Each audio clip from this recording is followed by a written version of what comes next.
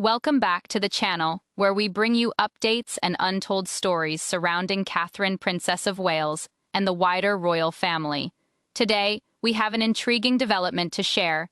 Meghan has reportedly launched legal action against UK media following startling disclosures about her ongoing conflict involving Doria Ragland. What ignited the storm was a single, carefully staged video filmed in a sunlit Montecito garden. That clip unleashed widespread backlash, exposing a deeply personal struggle Meghan Markle had been determined to conceal. Sources close to the situation claim that what appeared to be a cheerful image of a grandmother enjoying a pool moment was, in fact, a calculated move, one aimed at masking a painful and widening rift with her own mother, Doria Ragland. On the surface, the footage was meant to project warmth and family unity, but with the return of a powerful crisis PR firm to the scene, this story has evolved beyond a simple family disagreement. It now signals a far more aggressive campaign, one that could permanently redefine the public battle. The Sussexes are fighting, even as whispers persist, that the couple quietly longs for reconciliation with a monarchy that has firmly closed its gates. The so-called Montecito conflict unfolded quietly, rooted in a secretive struggle between Meghan and the last ally she could not afford to lose. The opening salvo wasn't dramatic or explosive, it was a tweet. Royal author and longtime critic of the Duchess, Angela Levin, released what she described as exclusive details of a hidden feud between mother and daughter. Within hours, a counterstrike followed, seemingly planned in advance. A fleeting digital snapshot from paradise surfaced as an Instagram story, showing Doria Ragland playing in a swimming pool with a child believed to be Princess Lilibet. To casual viewers, it appeared to be a sweet and authentic family moment, but to seasoned royal commentators and media analysts, it read as a declaration. This was a precise, rapid clapback, designed to shut down the narrative before it could gain traction. Yet, instead of settling the issue, it raised fresh doubts. Online critics quickly began scrutinizing the footage. Was it filmed recently? Weather watchers questioned whether Montecito was even warm enough for swimming that Sunday. The debate intensified, fueled by what insiders describe as a familiar Sussex tactic, deploying old or evergreen material to counter a present-day PR crisis. As the intent behind releasing the video became clearer, the exact filming date grew irrelevant. The timing was simply too perfect to be accidental. It could only be interpreted as a direct response. The move served as a visual rebuttal, crafted to render verbal criticism ineffective. Straight from the Crisis Management Handbook, the message was unmistakable. There is no conflict here, only sunshine, water, and 3 generations of family harmony. Experts now believe this swift and forceful reaction is the first clear sign of a renewed and formidable alliance. According to sources, the Duchess of Sussex has once again enlisted Sunshine Sachs, the heavyweight Hollywood public relations and crisis management firm. This is no small boutique agency. It is a dominant force in narrative warfare, renowned for its aggressive and highly effective strategies. With a client list spanning powerful figures across entertainment and politics, Sunshine Sachs is known for tactics that are as bold as they are successful. Their return signals a major shift in strategy for the Sussexes. The era of emotional documentaries and reflective interviews may be ending, replaced by a far more confrontational, spectacle-driven approach. Analysts suggest the poolside video was never just a casual family moment. It was something far more deliberate. Instead, that moment marked the opening move of a new phase, one defined by the weight of motherhood and the expectations of a daughter. At the heart of the alleged rift lies a tension as old as time, yet intensified by the extraordinary circumstances surrounding the Sussexes' lives. According to detailed insider accounts, Doria Ragland, once the quiet pillar supporting Meghan, had begun to feel worn down. The original story was simple. A devoted grandmother relocated to Montecito to offer hands, on help for her daughter and the grandchildren she adores. But those familiar with the situation suggest a very different reality emerged. What began as support reportedly evolved into a relentless routine of domestic responsibility, where the line between family help and unpaid labor gradually disappeared. Sources claim that alongside the nonstop care of two young children, Doria, now 67, found herself increasingly responsible for grocery shopping, cooking, and household management.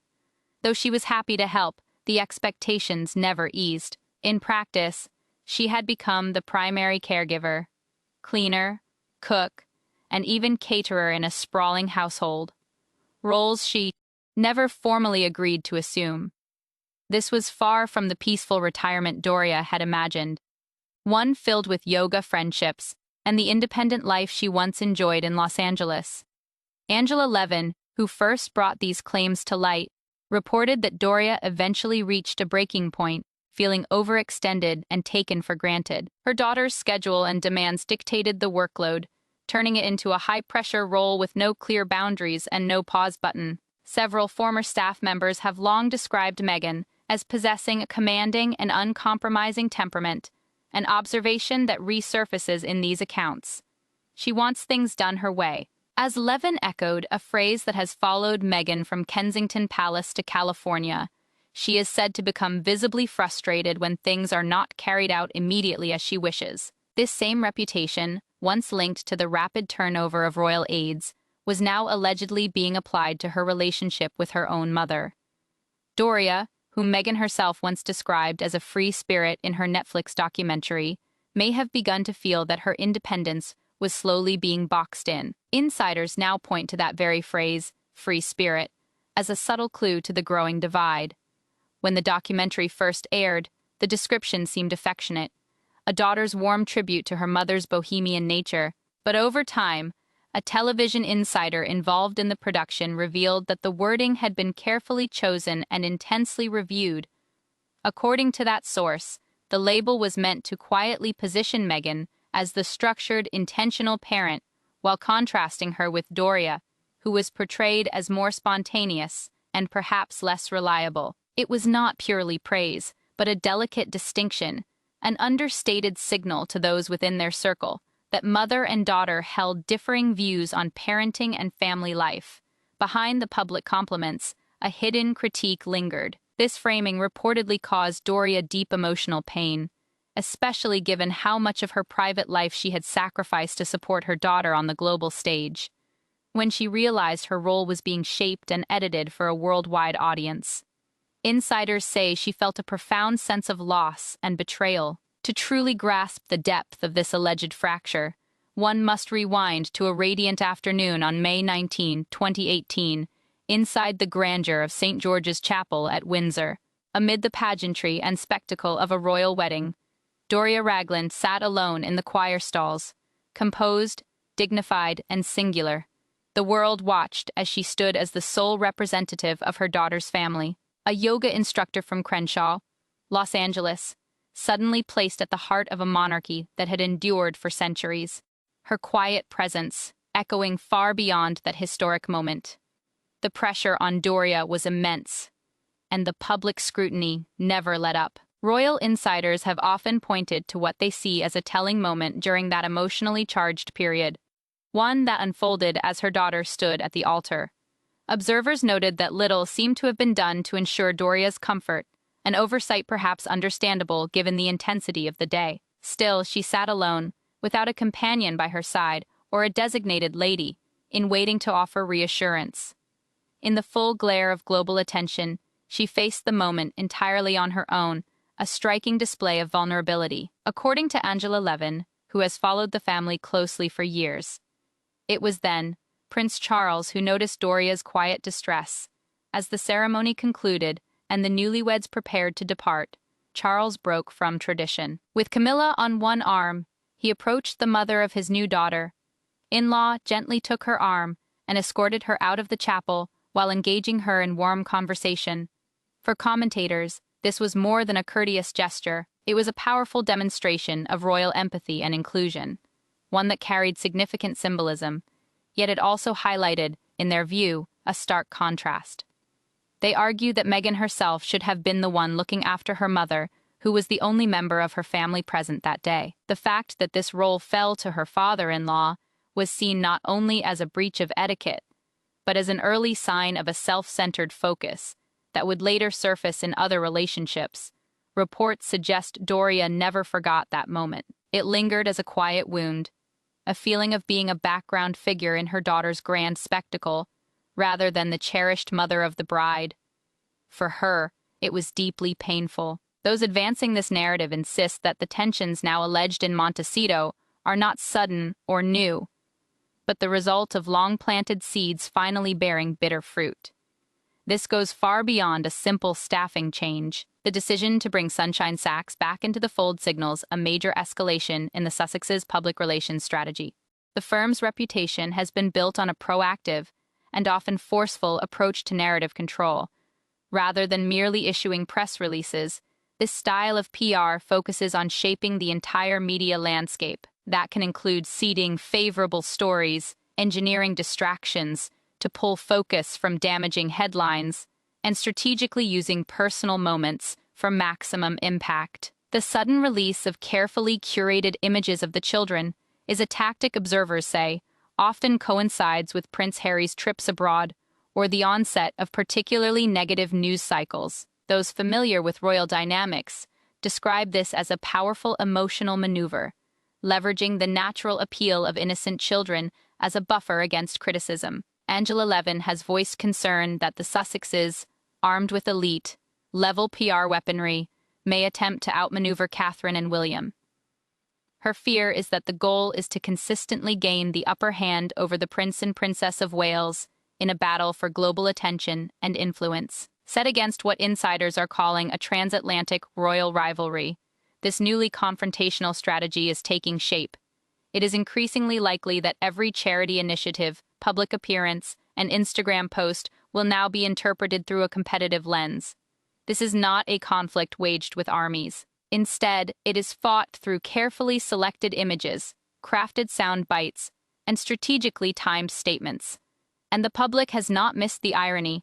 This aggressive posture clashes sharply with the original reasoning the Sussexes gave for stepping away from royal life in the first place. Their departure was framed as an urgent appeal for privacy. The central argument was the need for isolation, to shield their children from life inside a fishbowl and escape what they described as a Truman Show Faye-style existence within the royal system. Yet since settling in the United States, their public presence has arguably become more revealing and intimate than anything ever approved by the famously restrained House of Windsor.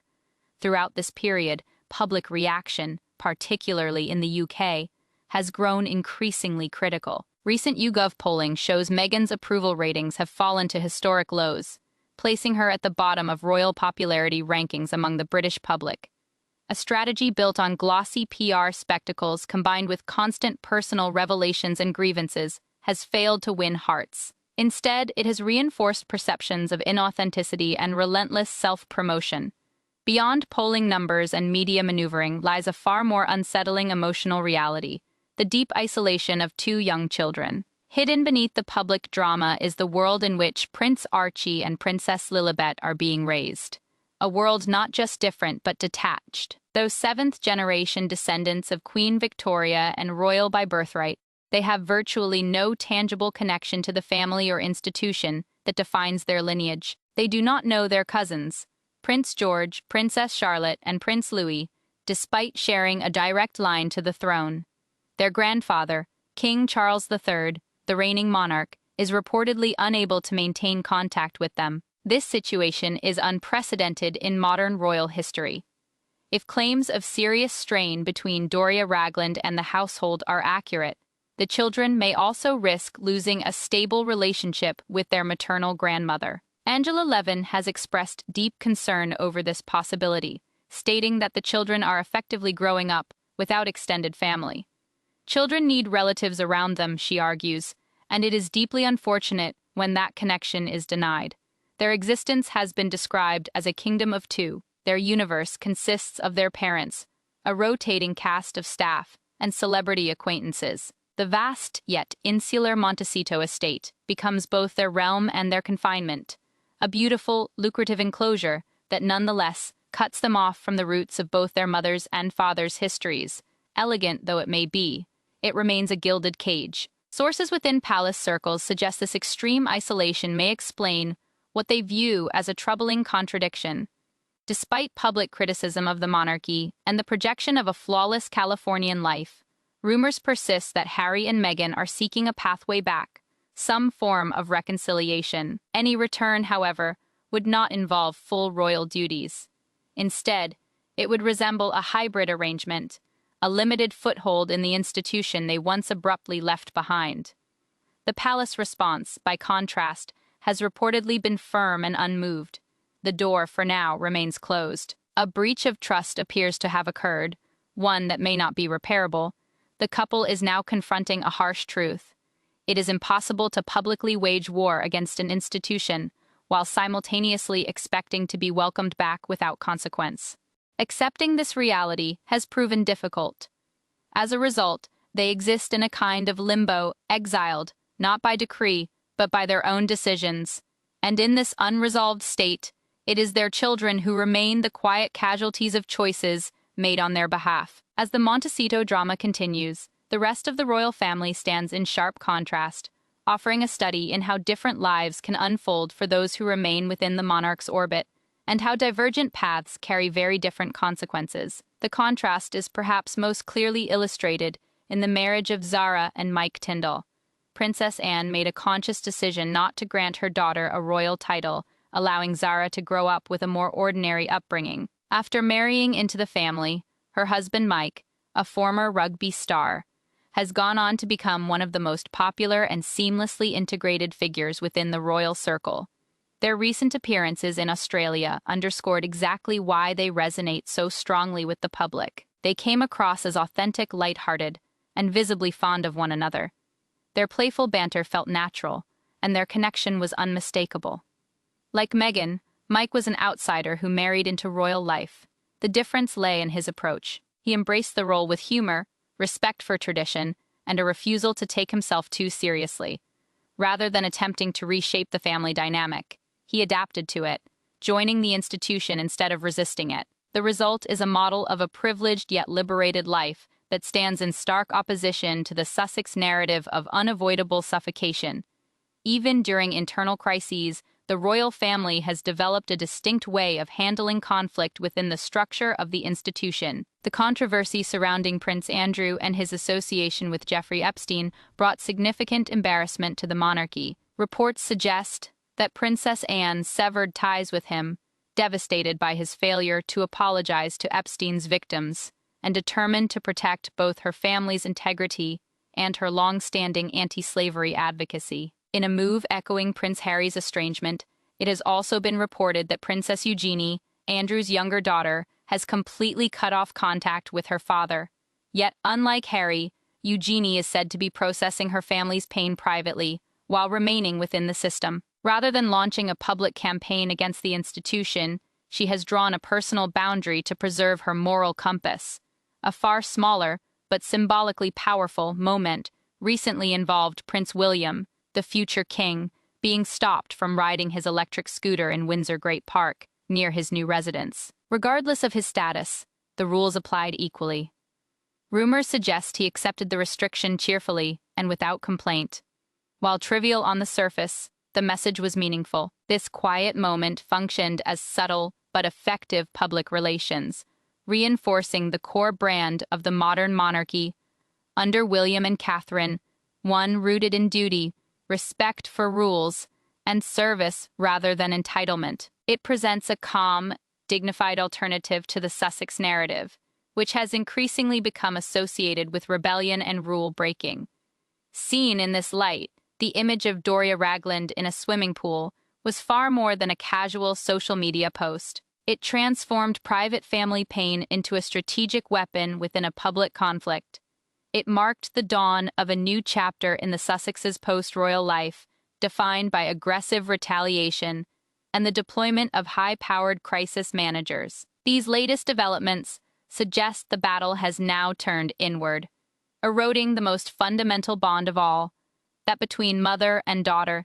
The conflict is no longer aimed solely at the press or the palace. As the Sussexes attempt to build a new kingdom on the California coast, they are beginning to confront the staggering price of that choice.